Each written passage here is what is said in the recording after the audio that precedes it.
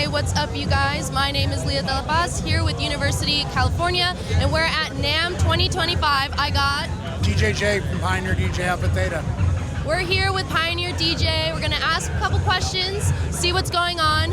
I myself just started learning how to DJ. Awesome. So I'm very curious about Pioneer. I have a DDJ-FLX2. So I did my research and I found out that that was the best one. I know that Pioneer had a DJ deck that they discontinued or are planning to discontinue. So now the Flex series is going to be the most basic that you could find? Right now, yeah, and this is our newest one. So yours is going to be a little bit bigger than this. Yeah. This is our new DDJ-FLX2. So 2-channel, everything in the layout is the same as everything else. So our top of the line player, the CDJ-3000, that's got the same layout as far as buttons. So as you go up the ladder in your career, you won't be thrown off. There won't be a big learning curve going from a Flex 2 or Flex 4 or anything else. The benefit on this is its size. Put it in a backpack. It's bus powered, so it's very mobile. Practice at home, practice in a car, on a plane, wherever you want to be, and go through your set. Also the availability of not only Rekordbox DJ software, but also Serato, virtual. It's working with everything in the market space, so someone like you, as you start, you get to make a better qualified decision as to what software, because with controllers, it really comes down to the software that you choose to use. Yeah. Now, as far as like the most basic, this being the Flex 200, how, I mean, compared to like the bigger, like 3-deck, 4-deck type of DJs, how like usable is this for like an actual venue, real like kind of event? How portable? I mean, not so much portable, but can someone more professional use this to make incredible music, incredible mixes? Absolutely. Being that it's bus powered means that everything you're doing with it is going directly to your computer. So as good as the computer is as good as the products that's going to come out of it. This will control all the software. If I was at an event, had a full setup, 200 people, and in a pinch needed to use this, I certainly could. The great thing about controllers are they're basically set up to mimic 2 turntables and a mixer. So the layout of it, you have your you have your volumes in the middle, crossfader, control your tones here. Any of the pad modes you go into are right here, and you've got this whether you want to search a song, scratch, do whatever. So could a DJ? Yes.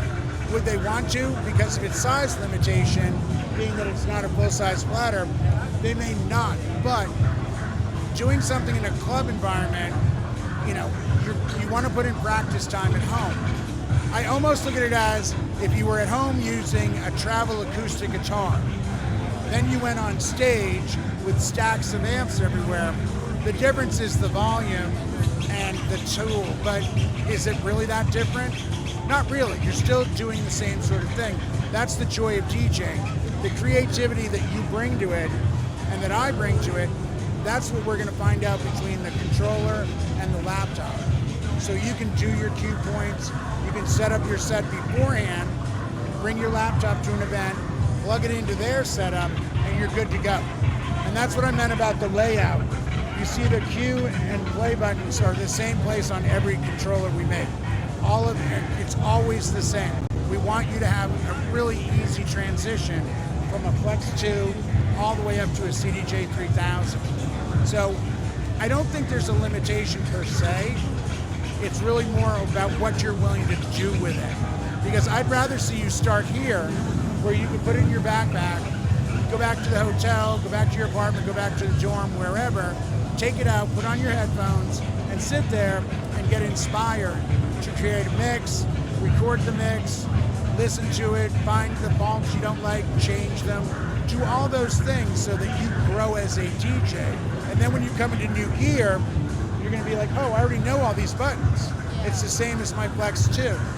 And I'd rather see people start small, get a passion for it, and then work their way up the ladder. Because not every DJ owns the gear that they work on in, let's say, a club, mobile environment, bar, whatever.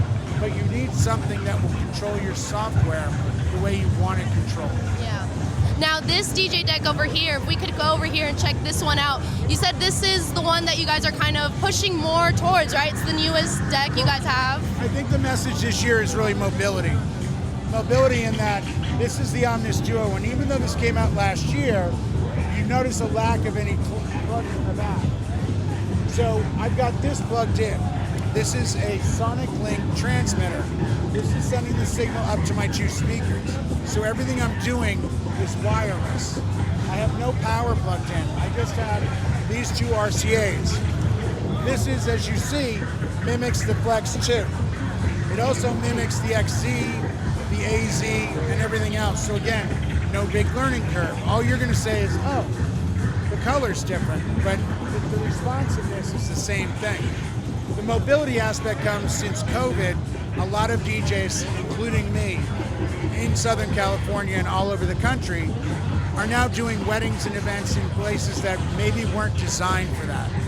So you might be in someone's backyard, you might be on a golf course, you might be at a country club, and what they need from us is the ability to have power.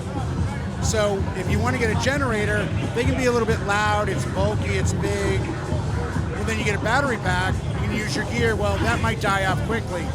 Something like the OMNIUS-DUO, you're using it for 5 or 6 hours along with the Wave 8 speakers. I don't need any power. I can go to a quad at a school, I can go across the street to the hotel parking lot, wherever I want. So now my ability to create has expanded because now I'm not limited by a cable. And I think that's a huge advantage. You want to go to the beach? Great, bring it. You can go anywhere you want. The Wave 8 speakers are battery and transmitting on the Sonic Link. They're IP4Z rated. I've had them out in Southern Cal when it just rained. Had them outside using them on purpose to test them. They were great. I ended up filling the entire top of it with water that ended up spilling off it, and they worked great. That's great. And it was one of those like, I work for the speaker company, and I can take it out and break it if I want, and that way I know what it will put up with. So I was really impressed that it worked great in the rain. And again, we want to give you every possible option to be creative, not only in the tools we give, but also in their availability to take you mobile and go where you might need to go. Yeah. You're not limited by, is there power? Can I run it? I could run an extension cord way over there and somebody trips. Yeah. Versus this, safety's a big thing. Yeah. So I think we're really checking all those boxes to give artists like you the opportunity to go wherever you would like and do it any way you would like to do it. Yeah. I mean, Pioneer has been in the industry for so long. It's an iconic brand, going across clubs, raves, huge venues, huge people like John Summit use a Pioneer deck, and he's incredible, Why Pioneer? Why not Newmark? Why not other brands?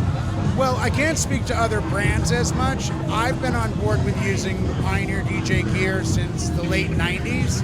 And that was because I looked to the people upstairs and said, what are the touring DJs using? What are the big festival DJs using? And there must be a reason. And I found it to be durability. And even though I'm just a lowly wedding mobile DJ, my bride and groom are as important as any festival on the planet. I wanted gear that if it dropped, if it fell, if I knocked it, it wasn't gonna break. So I took my cue from DJs like Tiesto back in the day and said, oh, he's using this, there must be a reason. And I think this is actually our 30th anniversary of being in the DJ game, going way back to 1994. Yeah. And it's something that we're very proud of because along the way, we've made a point of always asking the John Summits of the world, what can we do to make your job better? It's DJs for DJs. What do we need to make this, and how do we need to make it so that you can do your job better and have 100,000 people go ballistic over a piece of gear as your artistry sends out over the speakers? So I think it's the attention to the artists and DJs. I mean, I think we're all artists. I think you're an artist if you're DJing because you can create something I can't, and vice versa. So when I say artists, it's not just John Summits. It's weekend DJs, bedroom DJs, anyone that has passion for it. what can we do to make your life easier? The Flex 2 was a consideration for, can you make something smaller I can put in my backpack? Sure. Can you make it bus powered? Absolutely. Can you do this with batteries? Sure. CDJ's, the new AZ, it's there to make sure that they have a better experience when they're doing their art. Yeah, I agree. Thank you so much for your time. Welcome. Nice. College, this is the thing. I was talking to somebody in Jersey the other day about how much I miss, because I grew up in Boston. So Emerson College is the big broadcast school there, and they had a radio station that was like groundbreaking. Like I went into radio based on what they were doing, and I was exposed to music I never, ever would have heard anywhere but on college radio. And I hope that lineage is still alive. Oh, absolutely. I hope it's stuff that's not getting, like if I turn on college radio and hear Sabrina Carpenter, throwing it out the window. We would never do that. No, you're not supposed to. Yeah, no. Like the ones that went before you broke all these bands in every genre. There was a show on Emerson called Nasty Habits. It was on 2 nights, like Saturday and Sunday, and then just Saturday. It's like midnight to 4 a.m. and it was metal. Metallica, before they were a band on those. All these Euro bands, all this local stuff. Yeah. And it became a huge scene. Yeah. And it turned to a club scene. Yeah. And bands were breaking based on getting played that 4 hours a week. Yeah. And it's fun because you become passionate. Then it was dance. I'm like, what's this? They're like, this is techno. I'm like, I don't know what that is. Yeah. What's this? This is indie. This is Dillinger Escape Plan if you really want to go out there. Yeah. You know. No, yeah. I mean, that's why we get into college radio. It's so curated, and it's not like a Spotify playlist that's computerized and made by, I mean, what I didn't like, what I loved about iTunes initially was I could go get my music. But what I found out I hated about it initially was, and I'm not much different now, was that they rated songs. The worst thing you can do is rate art. Yeah. Because you already are now biasing people. You're making people want to fall in line and get, oh, that's the most high-rated song. That's the one I should listen to and buy. Yeah. No. Be like us in the 70s and 80s. Take the vinyl that was like 35 minutes long, put down, track. You're gonna miss greatness by being stuck on a single. I agree, yeah. And I mean, if you deep dive artists, track show. The program director for 2 radio stations in LA was here yesterday, along with a Grammy-nominated DJ who does production and remixing. I'm like, you guys ever heard Raccoon? No. Here, I sent him a YouTube link for a track called Love You More. Came out about 12 years ago by a band called Raccoon. R-A-C-O-O-N. It's an acoustic guitar and a singer. Huge hit over in the Netherlands, never made a dent over here. You think that's the only song I haven't heard?